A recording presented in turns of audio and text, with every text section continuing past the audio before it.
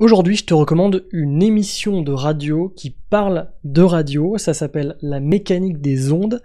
C'est une vieille émission, ça a commencé en 2014, il me semble, sur Fréquence Protestante. Et en fait, depuis début 2014, des dizaines de grandes voix, on va dire, de plein de radios différentes se succèdent au micro pour répondre aux questions de l'intervieweuse, puis de l'intervieweur, ça a changé. Et se raconter leur vie en radio, c'était quoi leurs doutes, leurs échecs, leurs réussites, etc. C'est un parcours professionnel, on va dire, mais forcément, pour les personnes comme moi qui sont passionnées par l'audio et la radio, ça parle.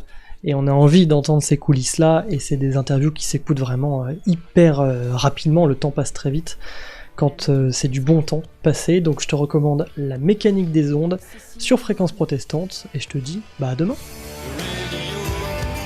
Bonjour à toutes et à tous, bienvenue pour ce 39e épisode de La mécanique des ondes sur Fréquence Protestante. Nous allons passer 3 quarts d'heure ensemble pour parler carrière radiophonique avec celles et ceux qui sont devant et derrière le micro. 39 épisodes, vous commencez à connaître le concept. Aujourd'hui, je reçois une journaliste qui, au vu de sa carrière qui est loin d'être finie, je vous l'assure, peut être d'ores et déjà aisément qualifiée de plurimédia ou de multi-support. On va expliquer tout ça. Bonjour Pascal Clark. Bonjour Cécile. Alors, vous êtes au micro d'une radio associative. Est-ce que ça vous rappelle des souvenirs ?